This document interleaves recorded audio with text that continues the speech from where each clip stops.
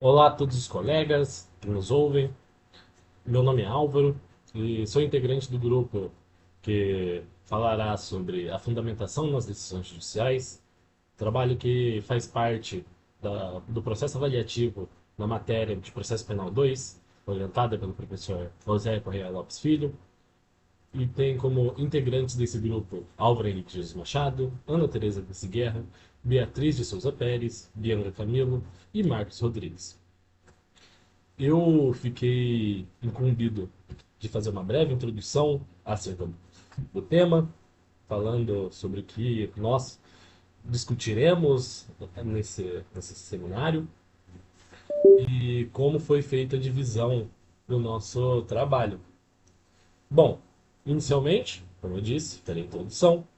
Depois, nossa colega Bianca irá falar sobre a fundamentação como parâmetro essencial para as decisões judiciais. E, bom, ela passará nesse tópico sobre temas como a imprescindibilidade de que as decisões penais sejam fundamentadas. Para tanto, ela passa pelo artigo 93, inciso 9 da Constituição Federal, e sobre o tema 339, tratado no Supremo, o qual explicita como esse artigo deve ser interpretado. E, de modo específico, passará pela legislação do Código de Processo Penal, em seus artigos 315 e 381, inciso 3. Após a tratativa da nossa colega, entra nosso outro colega, o Marcos, e que nos explicará sobre a nulidade através da falta de fundamentação. Para que tal tema seja descrito de modo preciso, ele dividiu sua fala em quatro momentos. No primeiro, ele diferencia fundamentação de motivação, pois os temas podem ser confundidos por conta de suas similitudes. Em um segundo momento, temos a tratativa acerca de vícios de fundamentação, no que tange a garantia do contraditório. Em um terceiro momento, nosso colega irá tratar a letra da lei e que explicita os elementos essenciais da sentença. E em último momento, se trata as consequências da falta de fundamentação, buscando saber se o ato pode ou não ser aproveitado em algum sentido.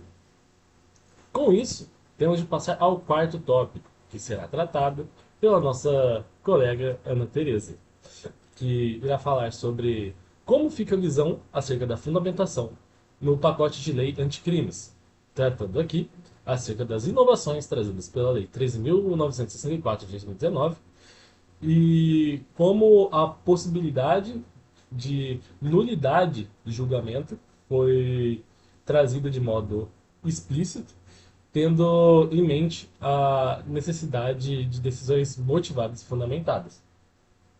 Após essas importantes contribuições, nossa outra colega, Beatriz de Souza Pérez, vai nos explicar sobre as razões de decidir em decisões controversas. Nesse tópico, a mesma também aborda a necessidade de previsibilidade em países com tradição da civil law e como no Brasil, influenciado a certa medida por essa tradição, temos esse paradigma modificado e como a instituição do Estado Constitucional de Direito pode ter modificado essa lógica, sendo importante nesse contexto citar a possibilidade controversa de adoção de um sistema de precedentes vinculantes no direito penal. Após todas essas contribuições, em um sexto tópico, eu volto para falar com vocês sobre uma pequena conclusão, na qual faço alguns apontamentos e indico um podcast para aqueles que quiserem estudar de modo complementar esse tema. Então, é isso. Vamos lá?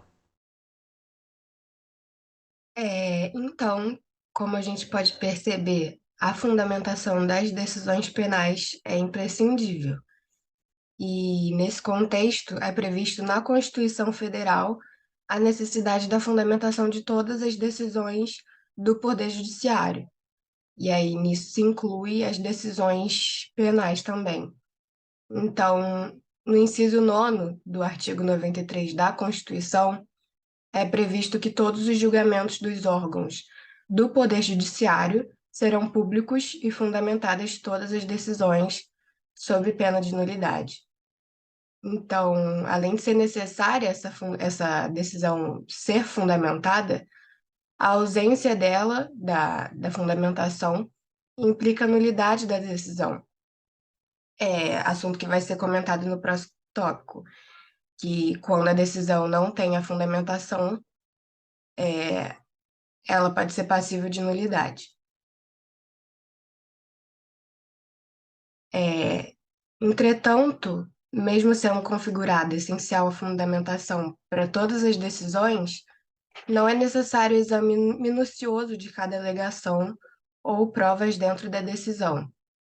E o tema 339 do STF dispõe que o artigo 93, inciso 9 da Constituição Federal, exige que o acórdão ou decisão sejam fundamentados, ainda que sucintamente, sem determinar, contudo, o exame pormenorizado de cada uma das alegações ou provas. Então, mesmo sendo necessário que a decisão seja fundamentada, de acordo com o entendimento do STF, não é exigível o exame detalhado de cada alegação ou prova. Então, não se pode reduzir a sentença a um simples ato de sentir dentro de uma linha de subjetividade de um livre convencimento do juiz. Portanto, existem limites para a formação do convencimento do juiz, evitando que o magistrado julgue como bem entender com um controlável de discricionariedade. Por isso, com o objetivo de evitar essa discricionariedade do juiz, o convencimento judicial deve ser formado pelo que foi ingressado legalmente dentro do processo. E deve ser observado principalmente as regras do devido processo legal, regido pelo sistema acusatório. Então, o devido processo legal, o princípio do devido processo legal, é um meio para a formação da decisão. E nessa perspectiva, a decisão deve ser construída pelo contraditório e demarcada pelo limite da legalidade. Ou seja, a decisão deve ser uma resultante vinculada à estrutura procedimental e processual. Então, a legitimidade da decisão só ocorre em fundamentos procedimentais processuais, diante principalmente dos princípios processuais da isonomia, ampla defesa e contraditório. E no Código de Processo Penal, a necessidade da fundamentação das decisões se apresenta no artigo 315, que foi implementado com o pacote anticrime, e prevê a fundamentação das decisões relativas às prisões preventivas. E esse assunto vai ser discutido mais para frente, sobre a implementação do pacote anticrime, quando se trata da fundamentação das decisões. E também tem o artigo 381, que prevê a indicação dos motivos de fato e de direito que fundamentaram a decisão. Então, é previsto no artigo 3º no inciso 3º do artigo 381, que a sentença conterá a indicação dos motivos de fato e de direito em que se fundar a decisão. Vou dar continuidade ao trabalho falando sobre a nulidade através da falta de fundamentação. Bom, primeiramente, é fundamental diferenciar o termo fundamentação de motivação, pois, embora pareçam sinônimos e apresentem semelhanças, não devem ser confundidos. Assim, de acordo com João Luiz Rocha do Nascimento, a motivação abre a possibilidade do intérprete judicial invocar razões de ordem pessoal, psicológica, moral, religiosa ou de outro caráter metajurídico, de tal modo que o direito não passaria de uma série de decisões fruto de uma vontade humana e não de uma fundamentação racional, a partir de normas pré-existentes de um sistema jurídico. Em contrapartida, por meio da fundamentação, é possível avaliar se foram observadas as regras do devido processo legal, bem como se a racionalidade da decisão predominou sobre o poder, tendo essa técnica, portanto, qualidade de garantia fundamental, tal qual legitima o poder no ato decisório.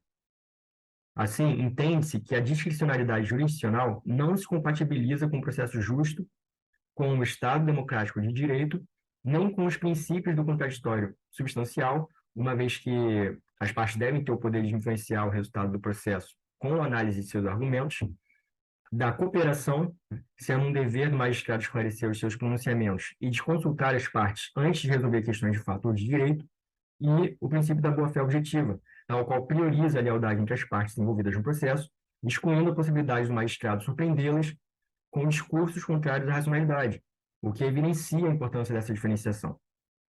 Agora, a fundamentação apresenta alguns vícios. De acordo com Fred Didier, há duas espécies principais de vícios na fundamentação: a ausência de fundamentação, em que há falta de motivação, e a deficiência de fundamentação, em que a explicitação das razões não é capaz de justificar racionalmente a decisão.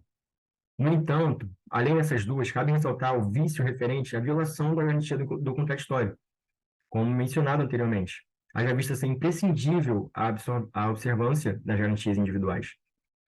Assim, é de suma importância que o julgador, ao fundamentar a sua decisão, demonstre que levou em consideração os elementos trazidos pelo contraditório, né? Continuando, eu trouxe um dispositivo legal. O parágrafo 1º do artigo 489 do CPC exemplifica 6 situações nas quais não se considera fundamentada qualquer decisão judicial, apresentando a necessidade de uma fundamentação racional, lógica, previsível, acessível e controlável. E ele dispõe: artigo 489. São elementos essenciais da sentença. Parágrafo 1º. Não se considera fundamentada qualquer decisão judicial, seja ela interlocutória, sentença ou acórdão que, inciso 1, se limitar à indicação, à reprodução ou à paráfrase de ato normativo sem explicar sua relação com a causa ou a questão decidida. Inciso 2, empregar conceitos jurídicos indeterminados sem explicar o motivo concreto de sua incidência no caso. Inciso 3, invocar motivos que se prestariam a justificar qualquer outra decisão. Inciso 4, não enfrentar todos os argumentos deduzidos no processo capazes de, em tese, infirmar a conclusão adotada pelo julgador. Inciso 5, se limitar a invocar precedente ou enunciado de súmula sem identificar seus fundamentos determinantes, nem demonstrar que o caso sob julgamento se ajusta àqueles fundamentos. E, por último, inciso 6, deixar de seguir enunciado de súmula, jurisprudência ou precedente invocado pela parte, sem demonstrar a existência de distinção no caso em julgamento ou a superação do entendimento. Essa foi a disposição do artigo 489, parágrafo 1º. E, seguindo, quais as consequências da falta de fundamentação? Bom, é imperioso destacar que a falta de fundamentação está relacionada com o não cumprimento de suas funções, não cumprimento de seus requisitos de validade, não explicitação das razões pelo magistrado, a ausência de racionalidade nos fundamentos utilizados e a não obediência às limitações impostas pelo ordenamento jurídico, tendo como consequência a sanção de nulidade. Contudo, é imprescindível salientar que nem todas as hipóteses de falta de fundamentação podem ensejar nulidade absoluta. Nulidade absoluta, que é voltada para as hipóteses que ferem a ordem e o interesse público, nas quais há um prejuízo evidente e manifesto, diferentemente da nulidade relativa. A nulidade relativa apenas na nulidade relativa, apenas a parte afetada sente o prejuízo, ou seja, é exclusivamente da parte o interesse visado pela determinação legal. Nesse sentido, dentre as hipóteses que ensejam nulidade absoluta, ressaltam-se as que violam objetivamente a jurisdição como um todo, isso porque a fundamentação também tem como finalidade a tutela da própria qualidade da jurisdição. Assim, o vício afeta não só o interesse das partes, mas também o interesse público e a própria jurisdição. Portanto, torna-se evidente que sempre que houver abuso de função jurisdicional, afetando a própria jurisdição ou as partes do processo em sentido amplo, ou seja, não em apenas um caso concreto, haverá nulidade absoluta. É isso, obrigado. Agora eu passaria a palavra para o meu colega, que falará sobre a fundamentação no pacote de lei anticrimes. Olá, professor, olá, colegas. Meu nome é Ana Tereza e eu vou falar a respeito da fundamentação das decisões judiciais após a edição do pacote anticrime, né? Primeiramente, antes de falar mais especificamente das modificações que o pacote anticrime trouxe nesse meio da fundamentação das decisões, é importante a gente lembrar e reiterar o dever constitucional do julgador de proferir uma decisão motivada e fundamentada, né? Então, o juiz já tinha, mesmo antes dessa regulamentação advinda com o pacote anticrime, o juiz já tinha o dever de indicar os seus argumentos de fato e de direito que o levaram a chegar a determinada conclusão, demonstrando todo o seu raciocínio lógico, correlacionando o motivo pelo qual ele tenha usado certos atos normativos ou jurisprudências. Isso já era um dever constitucional, porém, como eu mencionei, o pacote anticrime, né, qual seja a Lei 13.964 de 2019, o seu advento trouxe algumas inovações à legislação penal e processual, e com isso, certos institutos processuais penais foram modificados e trouxe então uma importante inovação no âmbito da fundamentação das decisões, que é o enfoque do nosso trabalho. Então, é a modificação que a gente vai mencionar aqui a respeito do pacote anticrime, né? Bom, a modificação mais importante que essa Lei 13.964 de 2019 trouxe foi com relação ao artigo 315 do Código de Processo Penal, né, com relação à fundamentação nas decisões. Isso porque antes da edição dessa lei, esse artigo ele não continha os parágrafos 1º e 2º, então continha apenas o caput no artigo, e o caput também não continha a palavra fundamentada. Então a redação anterior era apenas o seguinte: a decisão que decretar, substituir ou denegar a prisão preventiva será sempre motivada. Essa era a redação anterior à lei que adveio com o pacote anticrime. Com a redação dada, então, pela Lei 13.964 de 2019, o caput teve esse acrescento da palavra fundamentada, então passou a decisão será sempre motivada e fundamentada, bem como foram acrescentados também os parágrafos 1º e 2º desse artigo. O parágrafo 1º fala mais a respeito da decisão de decretação da prisão preventiva em si, né, dizendo que na motivação desse tipo de decisão ou de qualquer outra cautelar, o juiz deverá indicar concretamente a existência de fatos novos ou contemporâneos que justifiquem a aplicação da medida adotada. E aqui, então, especificamente para as decisões de decretação de prisão preventiva ou de qualquer outra cautelar. Já no parágrafo 2º, ele é um pouco mais abrangente e fala a respeito de qualquer decisão judicial. Então, ele traz alguns requisitos que devem ser cumpridos para que uma decisão possa ser considerada como fundamentada. Então, esse parágrafo 2º, ele é válido para qualquer decisão judicial, seja ela interlocutória, sentença ou acórdão, como menciona o próprio parágrafo, né? E aí, nos incisos, ele traz as hipóteses que fariam com que uma decisão não pudesse ser considerada fundamentada, que seria nos casos em que o juiz ele se limitar à indicação de ato normativo sem explicar qual a relação daquele ato normativo com a causa que ele está decidindo, empregar conceitos jurídicos indeterminados ou genéricos também sem explicar o motivo do porquê aquele conceito é aplicável ao caso em questão, não enfrentar os argumentos que poderiam infirmar a sua conclusão, limitar-se a invocar precedente ou enunciado de súmula sem também identificar os fundamentos que tornam aquele precedente ou enunciado de súmula aplicável ao caso em julgamento, bem como deixar de seguir algum enunciado de súmula ou jurisprudência sem explicar o porquê ele deixou de seguir aquilo, a não ser sem demonstrar superação daquele entendimento, né?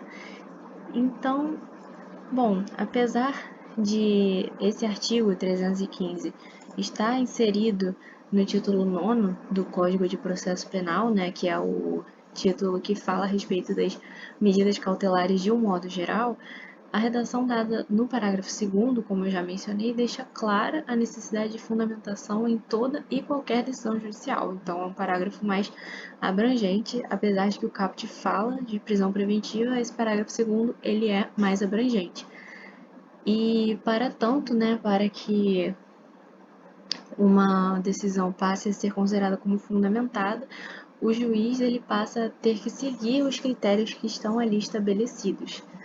E isso foi uma modificação bem importante, uma inovação bem importante, porque o novo dispositivo passou a regulamentar um preceito constitucional que já existia, que era o preceito de motivação e fundamentação das decisões. Então, já existia esse preceito constitucional, já existia entendimento jurisprudencial de que decisões genéricas e abstratas não deveriam ser consideradas válidas, porém foi importante que passasse a ficar regulamentado no próprio Código de Processo Penal os elementos essenciais que são necessários para que determinada decisão proferida possa ser considerada fundamentada e, portanto, válida, né?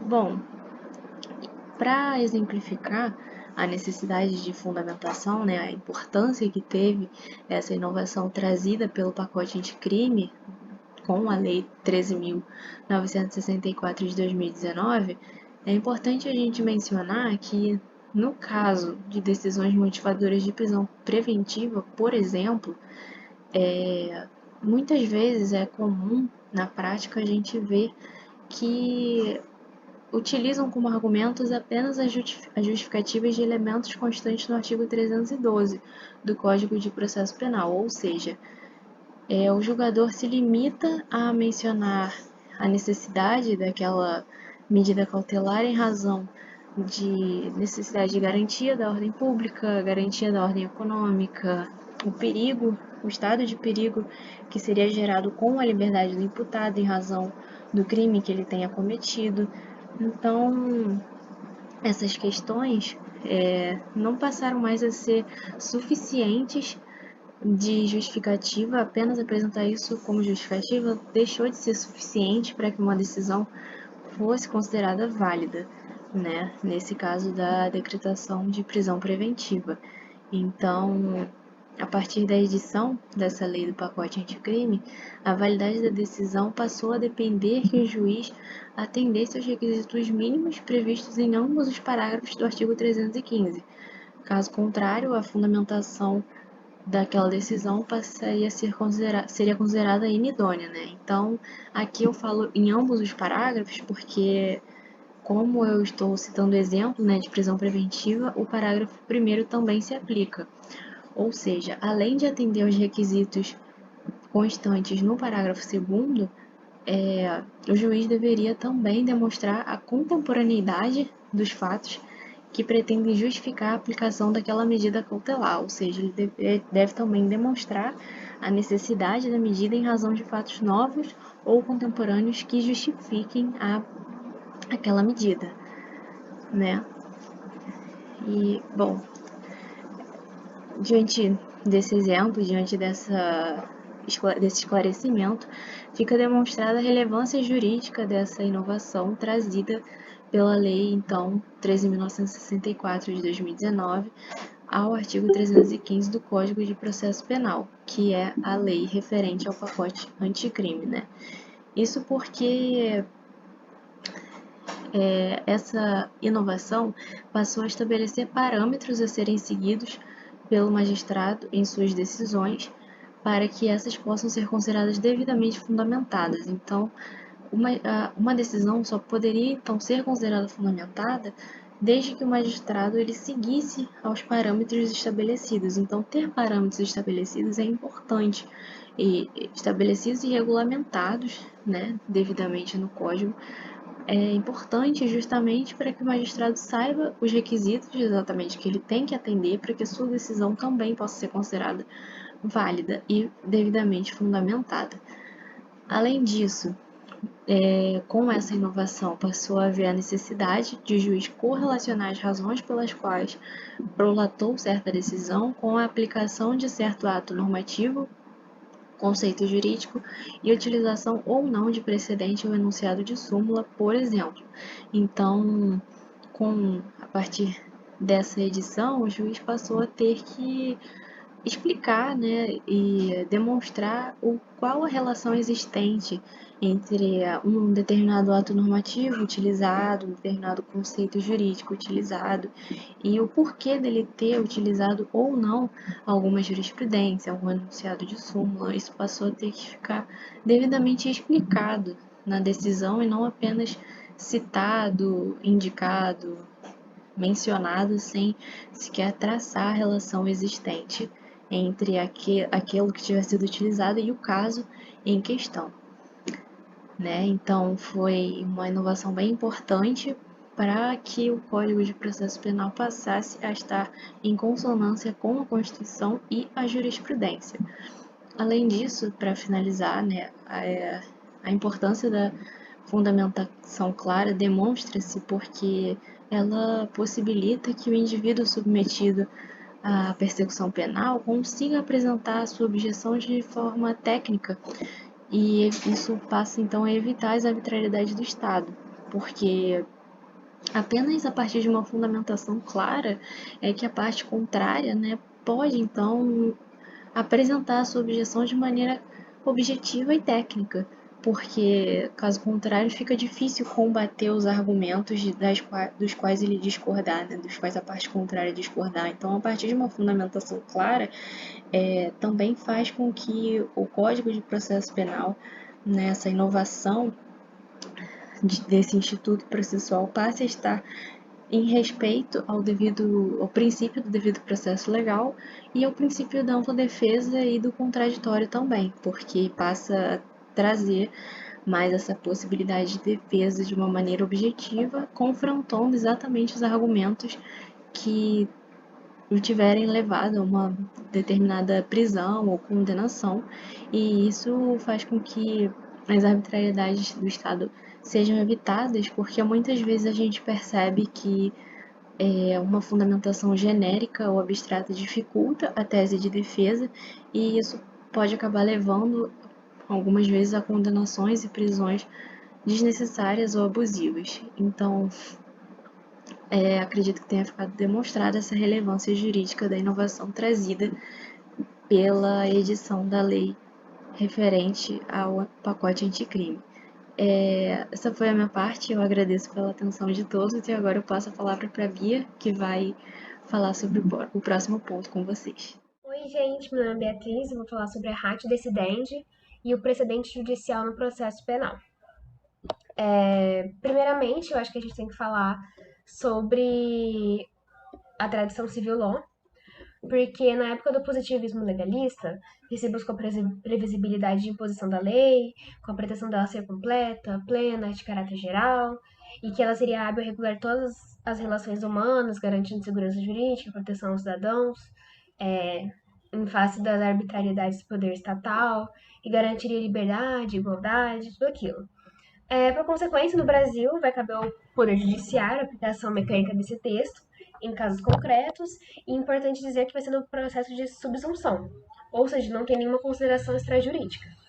E foi influenciado, inclusive, por Montesquieu, que vai destacar que se os julgamentos fossem de uma opinião particular do juiz, a gente viveria em uma sociedade que não se sabe precisamente quais compromissos nela estão assumidos. Só que a introdução do Estado Constitucional de Direito vai ampliar o direito positivo e vai fazer nascer instituições, por exemplo, como o controle de constitucionalidade. No Brasil, vai começar com o controle de constitucionalidade difuso, que vai viabilizar a reintrodução de parâmetros extrajurídicos nos julgamentos, concepções políticas, sociais, que vai causar, consequentemente, uma perda gradual de previsibilidade no direito brasileiro. porque vai ter uma concomitância de interpretações diferentes acerca de um único direito fundamental, de uma diretriz legal, a respeito dessa manifestação do órgão jurisdicional. A partir disso, no Brasil, teve essa reintrodução formal pelo Código de Processo Civil, que se chama o Sistema de Precedentes Obrigatórios no Ordenamento Jurídico Brasileiro, que vai constituir um efeito vinculante naquelas razões de decidir, que justamente é a ratio decidente. A estas serem observadas que, em um momento futuro, os demais magistrados vão ter que incluir em sua decisão. É uma eficácia vertical e horizontal, porque elas vão constituir norma jurídica abstrata e integrada ao direito, mas também vai ter um processo de formação de direito meio concreto. Aí a gente se pergunta algumas coisas, né? Por que a ratio decidente deve ser debatida no direito penal? Qual é a sua relação? Esse sistema de precedentes obrigatórios, mesmo que tendo sido introduzidos pelo Código de Processo Civil, vão constituir um dos maiores pilares da teoria geral do processo brasileiro, que vai incidir em todos esses subsistemas processuais de forma automática e impositiva. Um exemplo muito grande, muito importante, é o enunciado número 43 da súmula do Superior Tribunal de Justiça, que foi editado em 2010 e foi justamente sobre o momento de consumação de delitos de roubo e furto. Então, e ele foi prolatado, né, o acórdão, sobre a sistemática dos recursos repetitivos. Uma outra coisa a se perguntar é se tem algum óbice legislativo a essa incorporação do sistema de precedentes vinculantes na jurisdição criminal. O artigo 15 do novo processo civil, ele não vai impor de forma expressa, como ele fez para outros ramos do direito, como o direito administrativo, eleitoral, trabalhista, que ele não vai impor diretamente ao processo penal. Mas no âmbito doutrinário, há esse consenso sobre a aplicabilidade das disposições desse novo Código de Processo Civil ao processo penal, atentando para um caráter subsidiário, supletivo e residual, conforme o artigo 3º do Código de Processo Penal. Errei. Bom, vou falar um pouquinho sobre esses três, subsidiária, supletiva e residual. Com relação à parte subsidiária, que terá somente incidência às normas processuais civis quando não houver o regramento próprio na legislação processual penal, e na supletiva é quando vai se limitar a complementação. E na medida que não pode ter conflito com as regras e princípios próprios do direito penal e do processo penal. Então, assim, com relação a esses dois, não tem maiores dúvidas que o sistema de precedentes obrigatórios não encontra uma disciplina semelhante no Código Penal ou no Código de Processo Penal. Mas o caso do residual é um caso a ser debatido, porque o principal questionamento é se a adoção desse sistema de precedentes formalmente vinculantes está em questão do princípio de legalidade, porque não se admite na jurisdição criminal a criação de crimes ou de penas a partir de precedentes obrigatórios, é uma premissa. Então, reconhece-se que essa força vinculante das interpretações judiciais, a atividade criativa dos juízes é um fato incontroverso. E no atual estágio desse direito processual, ele já é inevitável. A gente atua para agora limitar a discricionariedade desses intérpretes em prol de uma unidade do direito, para tornar incontestável a natureza benéfica, ainda que por via dessa ratio decidente, se reconheça essa situação desfavorável ao réu, e sempre, né, julgar a favor da retroatividade da lei mais benéfica, da decisão mais benéfica. Uma curiosidade é que teve um projeto de lei, o projeto de lei 432, enfim, de 2016-17, que foi iniciativa de um senador que buscava retificar essa redação do artigo 15 do Código de Processo Civil, para que passasse a constar de forma expressa o direito processual penal, falando que não foi de uma omissão intencional, mas ocasional. Só que o projeto foi arquivado em 2022. Agora, sobre essa eficácia dos precedentes obrigatórios. Porque, segundo Hermes Zanetti Júnior, existe uma exceção na técnica de julgamento de recursos repetitivos, que os precedentes vinculantes do direito penal não devem obedecer a essa regra geral da retroatividade. Porque, em relação aos fatos anteriores à normatização da decisão, a ratio decidente desfavorável ao réu servirá somente como argumento persuasivo. Então, quando for desfavorável ao réu, essa ratio decidente, ela será só um argumento persuasivo sem força vinculante. Ou seja, não vai caber reclamação constitucional por parte do Ministério Público, da acusação. Por outro lado, se aquele precedente vinculante for mais favorável ao acusado, vai permitir a defesa, né, a impugnação por todos os meios cabíveis de forma imediata, considerando-se imotivada a decisão que deixar injustificadamente de aplicar, de fazer. Assim, a toda evidência, uma interpretação ampliativa do princípio da retroatividade da lei penal mais benéfica.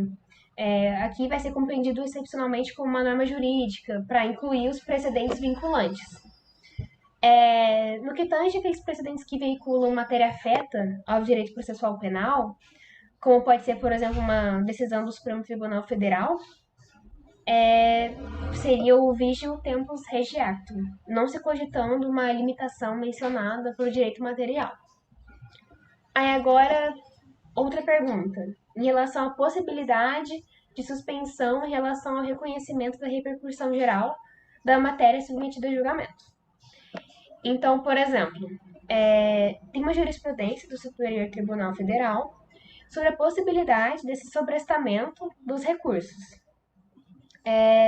E pelo Superior Tribunal Federal, se aplicaria aos processos cíveis e criminais tudo o que está sendo feito aqui. Então, se houver esse recurso repetitivo, esse precedente judicial, pode ser feito o sobrestamento. E, inclusive, já foi feito jurisprudencialmente. Então, nesse caso, se o processo for suspenso, ficaria o Estado legalmente impedido de prosseguir na persecução penal, em teoria, a despeito do transcurso do prazo prescricional. E também se utilizaria, né, da técnica de interpretação conforme a Constituição, para sustentar que a sua aplicação, também nos casos de sobrestamento de recurso, submetida à sistemática da repercussão geral, seria comum, salvo nas hipóteses em que o réu esteja provisoriamente preso, que isto seria então uma nova hipótese de suspensão do prazo prescricional.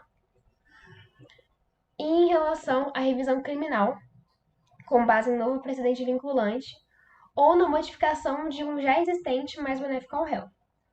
O mesmo Hermes Zanetti Júnior, ele vai sustentar que, diferentemente do que ocorre com as reações rescisórias, nada vai obstar que o condenado ajuize uma revisão criminal visando a desconstituição da própria condenação, com fundamento em uma nova ratio decidente. Doutrinariamente, a situação vai reclamar ao Código de Processo Penal e, em uma segunda referência, teria uma possibilidade excepcional de ressignificação desse vocabulário, para incluir essa nova norma jurídica concretizada. E não há de se falar em negar esse princípio, porque é positivado na Carta Constitucional, no artigo 93, inciso 5º, inciso 9, que muito se aplica ao direito penal e ao processual penal. Mas eu acho importante citar que tem se percebido nos tribunais superiores que a multiplicação das decisões com vício de motivação, sobretudo no que tange às questões atinentes à progressão de regime, à prisão cautelar e ao regime inicial de cumprimento da pena, e ao excesso de prazo. Então, em suma, respondendo essas três questões mais proeminentes, né, a eficácia dos procedentes obrigatórios seria eficaz, porém somente se mais favorável ao réu. Caso não fosse favorável ao réu, ele é apenas uma questão de argumentação, fazendo um reconhecimento do princípio de retroatividade da lei penal mais benéfica. com relação à possibilidade de suspensão em razão do reconhecimento da repercussão geral da matéria. Seria considerado como possível. Já é possível e é possível essa comparação. E com relação à revisão criminal com base no precedente, é sim, doutrinariamente, reconhecido. E é isso. Obrigado a todos os colegas que se apresentaram e, como dito inicialmente, nessa parte final, irei fazer uma breve conclusão com alguns apontamentos, principalmente em relação a material complementar para quem possa interessar. Como nossos colegas podem perceber, nosso grupo buscou noções amplas acerca da fundamentação das decisões judiciais e, entretanto, sabemos que isso não encerra o tema que aqui tratamos. Desse modo, precisamos também saber como o juiz argumenta, pois, independente do caminho que nossos colegas aqui, futuros operadores do direito, decidam seguir, nós iremos nos deparar com as decisões judiciais a todo momento. Por isso, indicamos o episódio 94 do podcast Salvo o Melhor Juízo, no qual é discutida pelos professores Fernando Najib e pelo professor Tiago Gagliano sobre a diferença de decisões devidamente fundamentadas e decisões as quais são revestidas de abusos de arbítrio. Para tanto, também passam pelo campo da teoria da argumentação, buscando demonstrar como se forma a racionalidade para a tomada de uma decisão. Se primeiro o juiz decide e depois fundamenta, ou se o juiz fundamenta e depois decide. Dando um pequeno spoiler, a discussão passa por dizer que, no final, o processo é dialético, no qual o juiz, como todo ser humano, já tem noções pré-concebidas em relação à legislação.